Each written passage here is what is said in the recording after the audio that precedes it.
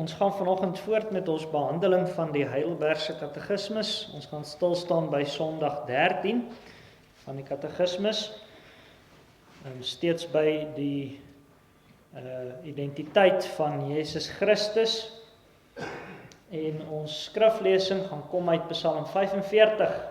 Psalm 45 gaan ons die hele Psalm saam lees en ons gaan in die besonder fokus op vers 7 en 8 en vers 11.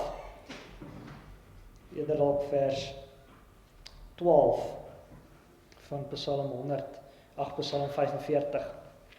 Toe kom ons luister saam na die Here se stem, Psalm 45 van vers 1 af. Vir die musiekleier op die wysie van lelies, van die kinders van Korag, 'n onderwysing, 'n lied van die liefde. My hart word bewoe deur goeie woorde. Ek dra my gedigte voor aangaande 'n koning. My tong is die pen van 'n vaardige skrywer. U is veel skoner as die mensekinders. Genade is uitgestort op u lippe. Daarom het God u geseën vir ewig. Gord u swaard aan die heup, o held, u majesteit en u heerlikheid. Ja, u heerlikheid. Ry voorspoedig ter wille van waarheid en ootmoed en geregtigheid en laat u regterhand u vreeslike dinge leer. U pyle is skerp, volke val onder u. Hulle tref in die hart van die koning se vyande. U troon, o God, is vir ewig en altyd. Die scepter van u koninkryk is 'n regverdige scepter. U het geregtigheid lief en haat goddeloosheid. Daarom het, o God, u gesalf met vreugdeolie bo u metgeselle. Al u klere is mirre en aloe en kassie, uit u voorpaleise maak snarespel u bly. Dogters van konings is onder u staatsdogters. Die koningin staan aan u regterhand in goud van Ofer. Hoor, o dogter, en kyk en neig u oor en vergeet u volk en die huis van u vader. En as die koning u skoonheid begeer, want hy is u Heer, buig u dan voor hom neer. En o dogter van Tyrus, met geskenke sal hulle u guns soek, ja die rykstes van die mense. Louter heerlikheid is die koning se dogter daar binne, van gouddraad is haar kleding. In veelkleurige gewade word sy na die koning gelei. Jonkvroue agter haar vriendinne word na u gebring. Hulle word gelei met vreugde en gejuig. Hulle gaan in die koning se paleis in die plek van u vaders sal u seuns wees. U sal hulle aanstel as vorste in die hele land. U naam wil ek vermeld van geslag tot geslag. Daarom sal die volke u loof vir ewig en altyd. Dit dan ons skriflesing en uit ons belydenis, Katekismus Sondag 13, vraag 33. Waarom word Christus die eniggebore seun van God genoem, terwyl ons tog ook kinders van God is? Die antwoord, omdat alleen Christus die ewige natuurlike seun van God is, terwyl ons om sy ontwil uit genade tot kinders van God aangeneem is. Dan vraag 34, waarom noem jy hom ons Here? Die antwoord, omdat hy ons na liggaam en siel van die sondes en uit alle heerskappy van die duiwel, nie met goud of silwer nie, maar met sy kosbare bloed, tot sy eiendom verlos en vrygekoop het. Tot sover uit ons belydenis, ons fokusverse vers 7 en 8 en vers 12. U troon, o God, is vir ewig en altyd. Die scepter van u koninkryk is 'n regverdige scepter. U het geregtigheid lief en haat goddeloosheid. Daarom het, o God, u gesalf met vreugdeolie bo u metgeselle. En dan vers 12. En as die koning u skoonheid begeer, want hy is u Heer, buig u dan voor hom neer.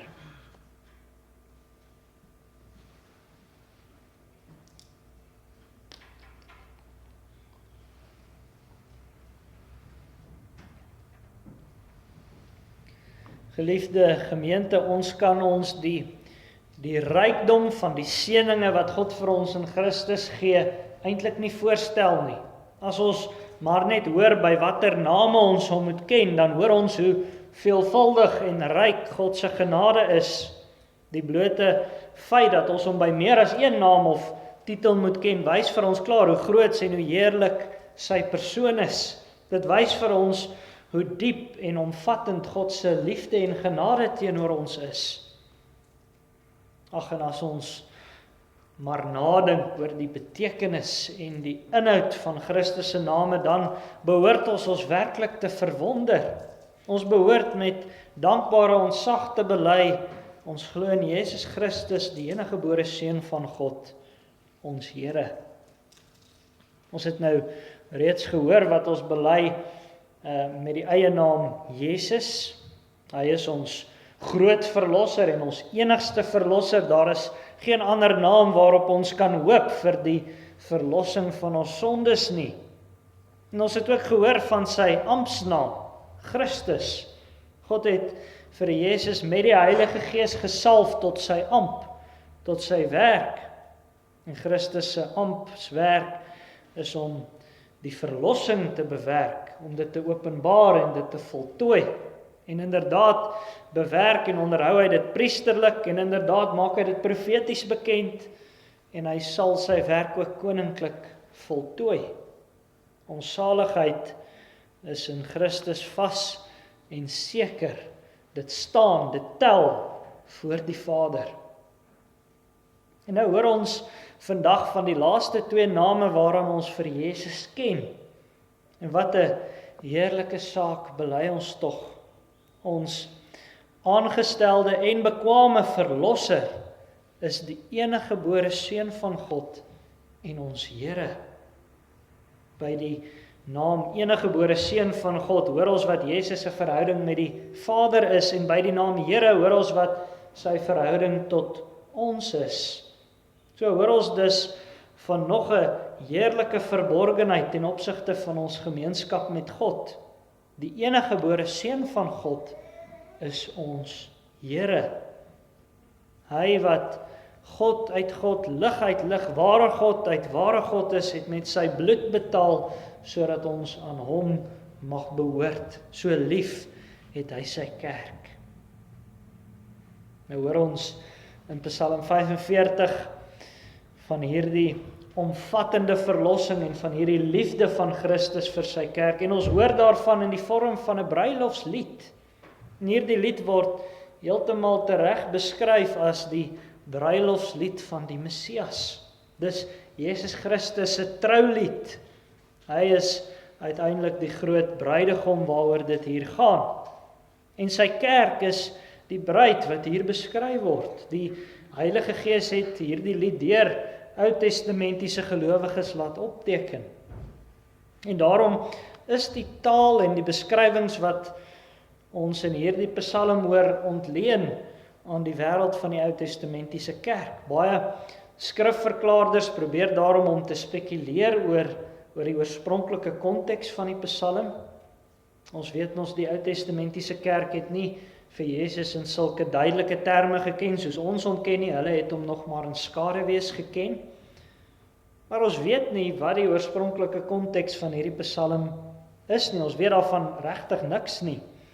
En daarom moet ons in lyn met die Nuwe Testament die Psalm gewoon in verband met Christus verstaan.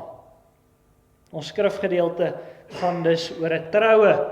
En nou weet ons dat ons vir die toekoms ook uitsien na 'n groot troue. Ons sien uit na die bruilofsmaal van die Lam. Na die eindoordeel sal vir die gelowiges, vir die Here se kerk 'n heerlike fees aanbreek, Christus en sy kerk se troufees. En ons sal saam met Christus die nuwe aarde as trougeskenk van die Vader ontvang. Daarna sien ons uit. Maar daardie vooruitsig het, soos ons nou gaan hoor, ook implikasies vir ons lewe voor God se aangesig. As ons die heerlikheid van Christus, ons bruidegom in hierdie Psalm sien, dan leer ons daaruit hoe ons as bruidskerk ons vir die bruidegom gereed moet maak. So werk dit mos by 'n troue. Die bruid se versiering is onder andere 'n teken van haar eerbied en liefde vir die bruidegom. En as kerk is ons nou in die tyd van gereedmaak. Laat ons dus luister na die heerlike skatte van God se genade wat hier aan ons voorgehou word. Ons hoor dan eerste van die Seun se goddelike heerlikheid.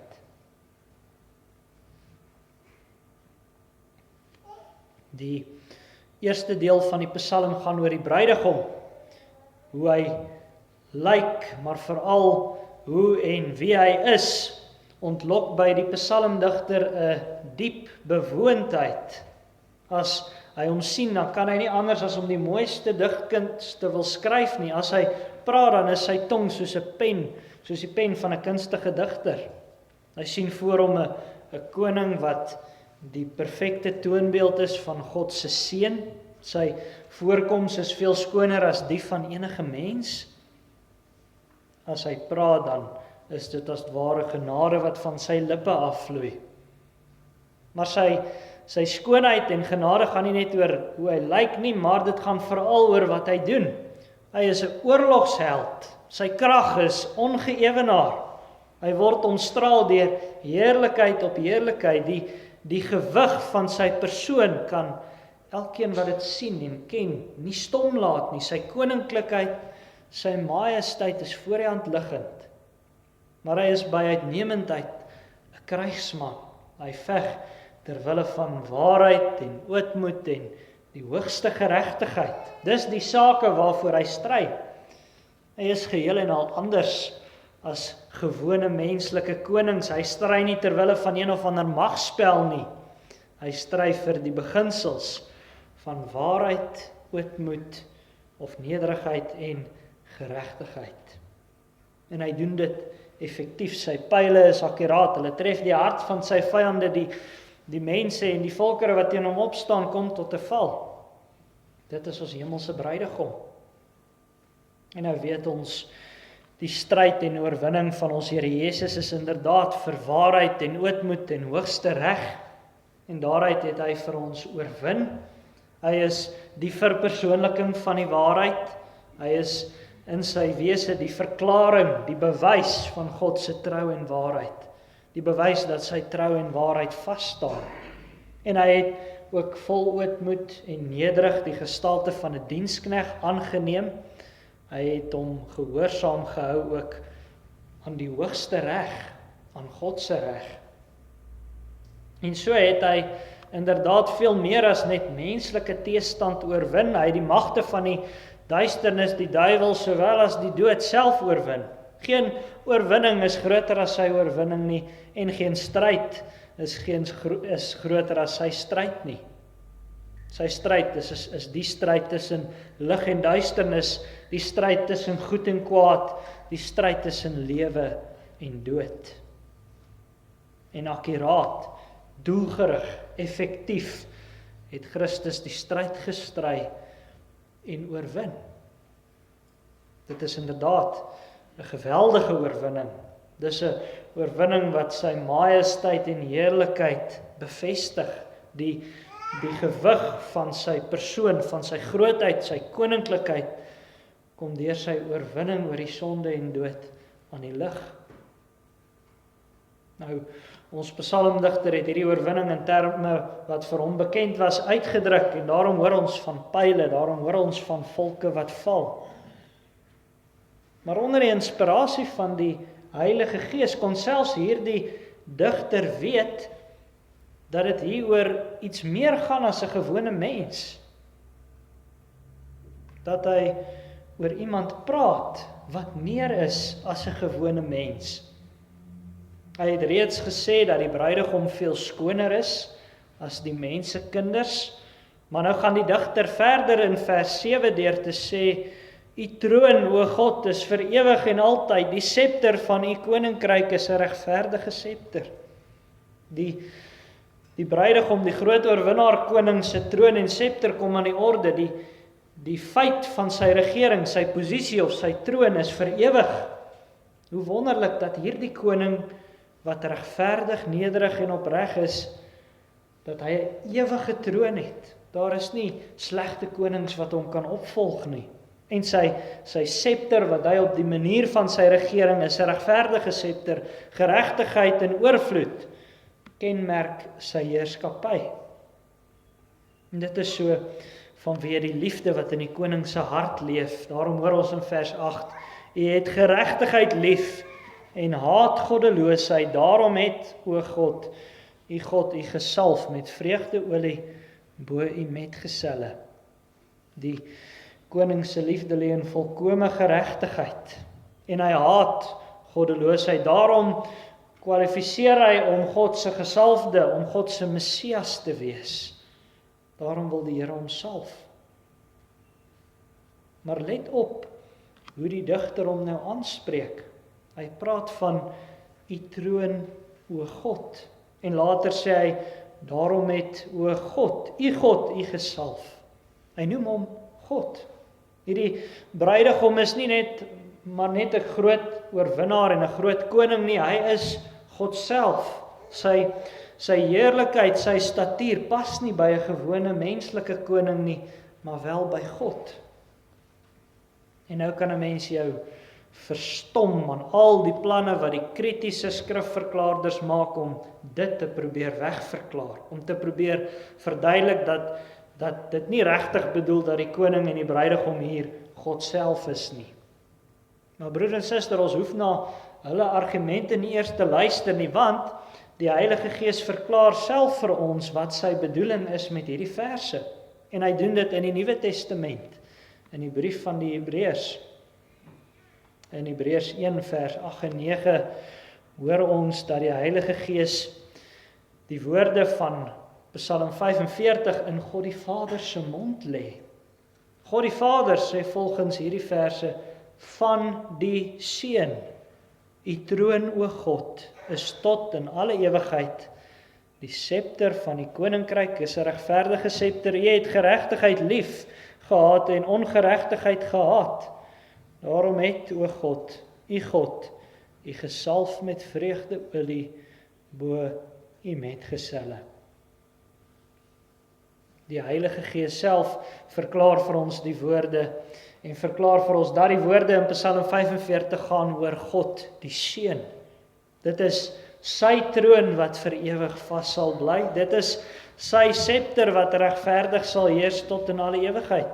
Hy het geregtigheid lief en hy haat ongeregtigheid, want hy is God self. Hy kon kwalifiseer om God se gesalfde Messias te wees, want hy is as God by magte om hierdie heerlike amp uit te voer. Daarom is die bruidegom van ons skrifgedeelte heeltemal uniek. Die Vader spreek nie enige menslike koning, oftewel enige mens aan met die benaming God nie.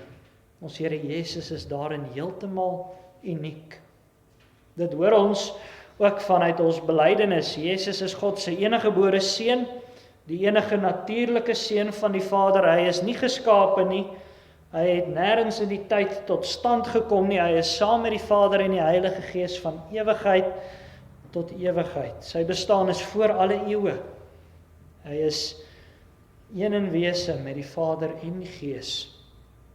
Hy wat ook God self is die gesalfde koning en die heerlike bruidegom waarvan ons lees.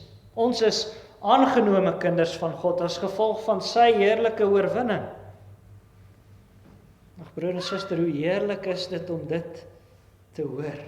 Ons het 'n bruidegom wat kom uit die ewigheid, een wat oorwin, wat geregtigheid liefhet en wat goddeloosheid haat. Sy statuur en sy skoonheid is groter en heerliker as enige iets wat 'n mens kan versin, want hy is God self. Laat dit jou bemoediging wees in tye van beproewing. Laat dit jou vastigheid wees in tye van onsekerheid, dat God die Seun, die ewige en die almagtige, hom tot ons bruidegom gemaak het. Dat hy nie die ongeregtigheid maar net wil laat gaan nie, want hy het God se geregtigheid lief en hy wil en hy kan dit laat geskied. Hy kwalifiseer vir die amp van gesalfde, want hy is God self. Nou, in ons Psalm is die feit dat hy gesalf is so belangrik dat die psalmdigter 'n punt daarvan maak om te sê dat sy klere ryk soos die olie waarmee hy gesalf is. Die feit van sy salwing is so vas en seker, so werklik, dat dit geryk kan word. So werklik, so groot en so heerlik sien die psalmdigter God die Seun as die gesalfde, as die oorwinnaar, as die bruidegom. Maar dan hoor ons verder hoe die psalmdigter ons voer na die bruidegom se regterkant. Ons hoor in vers 9, dogters van konings is onder u staatsdogters, die koningin staan aan u regterhand in goud van Ofer. Die koning is omring deur die hoogste adel en status, maar aan sy regterhand, in die ereposisie, staan die koningin in pragtige goud geklee. En dit is dan op hierdie punt wat ons hoor van die Here se wonderskone bruid. Ons psalmdigter het begin met die beskrywing van die bruidegom, en nou in die tweede deel van die psalm gaan hy oor na die beskrywing van die bruid. Maar anders as by die bruidegom begin die gedeelte van die bruid met 'n oproep, 'n opdrag. En daarin sien ons reeds dat die bruidegom die hoof is, ook in hierdie huwelik waarvan ons skrifgedeelte praat. Ons hoor in vers 10, hoor o dogter en kyk en neig u oor en vergeet u volk en die huis van u vader. Die oproep aan die bruid is om te hoor, om te luister, om te kyk en om haar ore te spits. Daar is 'n ernstige oproep of 'n vermaaning wat volg. Hierdie bruid moet eksklusief aan die bruidegom behoort. Haar vader se huis, haar familiebande, selfs haar volksverband mag nie swaarder weeg as haar band met die bruidegom nie. Ons skrifgedeelte stel dit sterk. Sy moet hulle vergeet. Ons hoor hier iets van 'n echo van Adam se woorde aangaande die huwelik in Genesis 2 vers 24 waar hy sê, daarom sal die man sy vader en moeder verlaat en sy vrou aankleef en hulle sal een vlees wees. Die huweliksband het 'n eksklusiwiteit aan hom. Man en vrou behoort primêr aan mekaar. Hulle is mekaar se hoogste prioriteit. En daarom moet hulle albei, vader en moeder, verlaat en mekaar aankleef. Dit geld vir enige huwelik. Maar ons moet nou hier mooi in gedagte hou dat dit oor die groot bruilof aan die einde van die eeue gaan. Dit gaan uiteindelik oor Christus en sy bruidskerk. Die kerk behoort eksklusief aan Christus. Die band met Christus is belangriker as die band met die Vaderhuis, dit is selfs belangriker as die volksverband. Christus deel nie sy bruid nie. Jesus sê dit ook in Matteus 10 vers 37, wie vader of moeder bo my liefhet, is my nie waardig nie, en wie seun of dogter bo my liefhet, is my nie waardig nie. Ons moet as gelowiges en as kerk ons prioriteite reg sien. Alle gelowiges en alle kerke se aanbidding moet getuig van 'n liefde vir Christus bo alle dinge. Dit moet duidelik wees dat dit nie hier gaan oor allerlei menslike sentimente of menslike voorkeure nie, maar dat ons behoort aan hom. Dit word vir ons dan veral benadruk in Psalm 45 vers 11 of vers 12 soos dit in ons vertaling se versnomering is. En as die koning u skoonheid begeer, want hy is u Heer, buig u dan voor hom neer. Die bruid moet bereid wees om haar in haar skoonheid vir die bruidegom koning te gee. Sy moet bereid wees om in eerbied neer te buig, soos wat hy haar skoonheid wil sien, soos wat hy haar in haar skoonheid wil ken. En wat is die rede daarvoor? Ons skrifgedeelte motiveer hierdie opdrag met die sinsnede, want hy is u Heer. En hier het ons nou die laaste naam ook wat ons aangaande Christus bely. Hy is Here.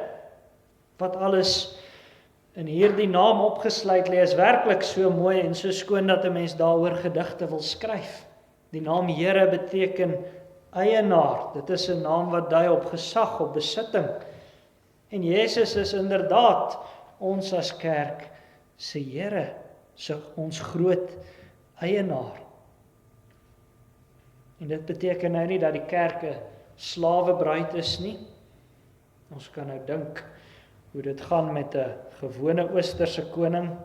In die Bybelse tyd, selfs nog vandag, het die tipiese Oosterse koning 'n hele klomp slawebruide. Hulle is maar net sy besittings om mee te maak wat hy wil. Hulle is uitsluitlik daar vir sy genot. Daar is gewoonlik geen sprake van egte liefde of enige betekenisvolle verhouding nie. Maar so is dit nie met ons Here nie. Hy is ons Here en eienaar omdat hy ons gekoop het. Ja, hy het vir ons betaal, nie met goud of silwer nie, maar met sy bloed. Hy het ons in die geheel vir hom gekoop na liggaam en siel. Ons kan eintlik sê hy het na liggaam en siel gelei om in die geheel vir ons sondeskuld te betaal. Sien broer en suster, die kerk is nie sommer maar van self 'n wonderskone bruid nie. Van nature is sy 'n prostituut. Een wat haarself uitleen aan ieder en elk wat iets vir haar toewyding kan verruil. Een wat vuil is van die sonde en die smet. Een wat verslaaf is vanweë alles wat sy skuld. Een wat verdien om in haar skande en vuilheid gelos te word. Een wat verdien om God se helsoordeel vir ewig te ervaar. Maar Christus is as bruidegom, as Here, veel meer as enige aardse bruidegom. Hy kom as die seun van God in die vlees en hy betaal die prostituut se skuld. Alles wat sy verdien het om van God verlate te wees, om sy oordeel na liggaam en siel te ervaar, dit kom dra Jesus Christus. Hy maak sy eie bloed tot betaalmiddel. Hy oorhandig homself aan God se toorn en betaal haar skuld volledig. As ons die naam Here hoor, dan moet ons dit terdee in gedagte hou.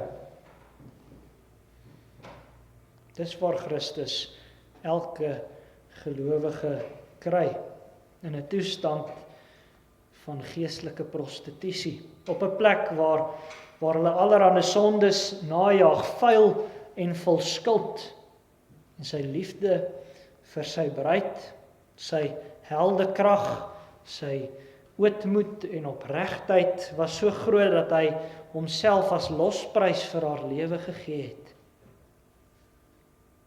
Maar nou kan ons vra, broer en suster, wat help dit? Jy betaal 'n prostituut se skuld, maar jy los haar 'n prostituut. Dit klink nie werklik soos 'n mooi prentjie nie, trouens, dit klink ook nie eers soos 'n groot verbetering nie, om 'n prostituut te wees wat darm nie meer skuld het nie. Maar so het God ons ook nie gelos nie. Christus het opgestaan om ons ook van die grafbestaan te verlos, om ons van die vuilheid van die sonde self te verlos. Voor die Vader is ons skoon, want Christus het betaal. En deur die Gees van die lewende Christus word ons in werklikheid ook skoon gemaak deur ons hele lewe. Jesus het opgestaan om die Heilige Gees in oormaat aan sy kerk uit te deel. Voor die Vader is hy dus nie meer 'n prostituut nie. En in werklikheid, deur die Gees se werk, sien sy ook van haar prostitusie af. Sy sien van haar vuilheid af. En dan word sy wat sy in beginsel reeds is, die wonderskone bruid van Christus. Broer en suster, het jy al vuil gevoel vanweë jou sonde? Het jy al so vuil gevoel vanweë iets wat jy gedoen het, dat jy nie vir jouself in die spieël kon kyk nie? Het jy al gevoel dat niks meer daardie ding wat jy gedoen het sal kan wegwas nie? Die bruidegom se naam is Here. Sy bloed is genoeg om ons voor die Vader van alle sondes te reinig.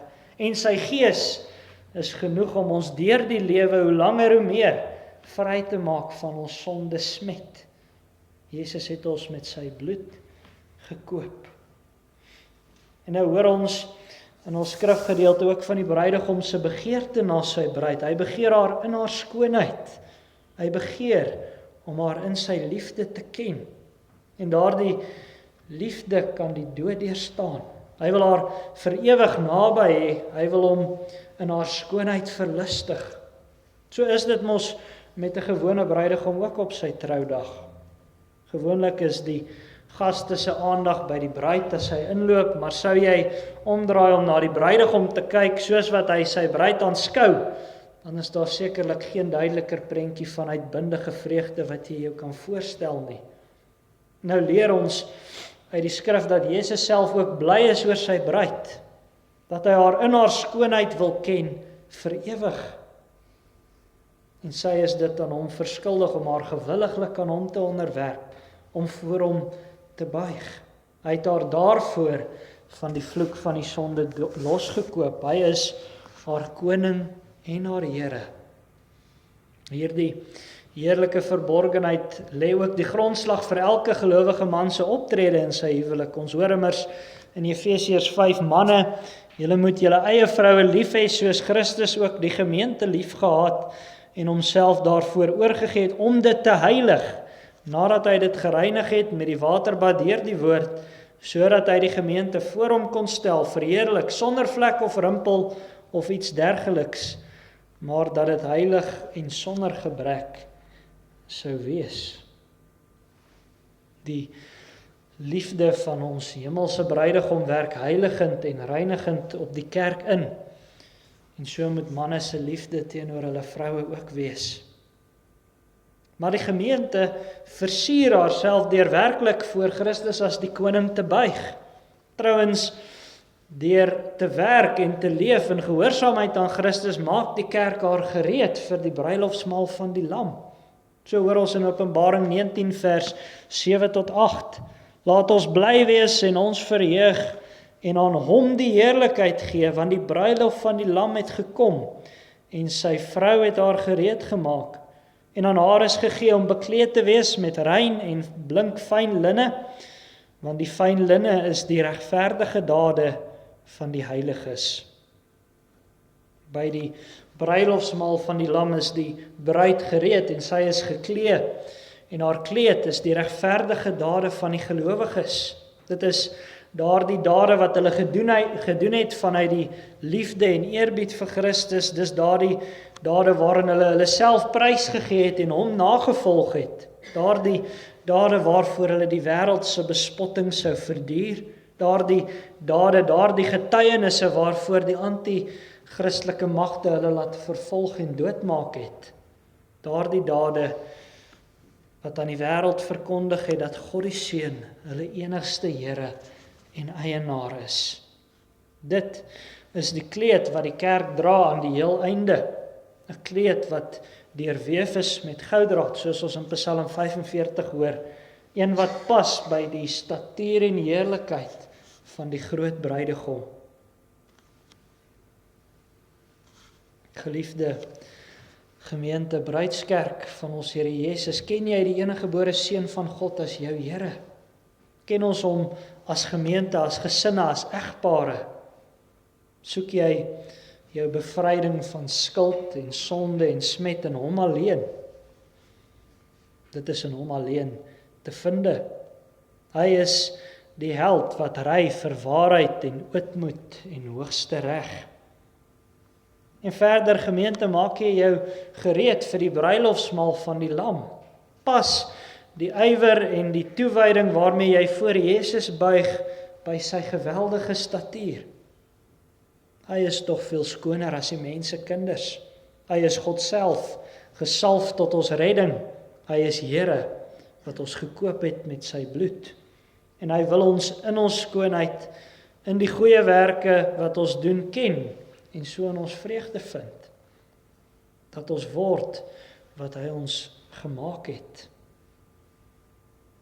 Daarom, o Gereformeerde Kerk en Drina,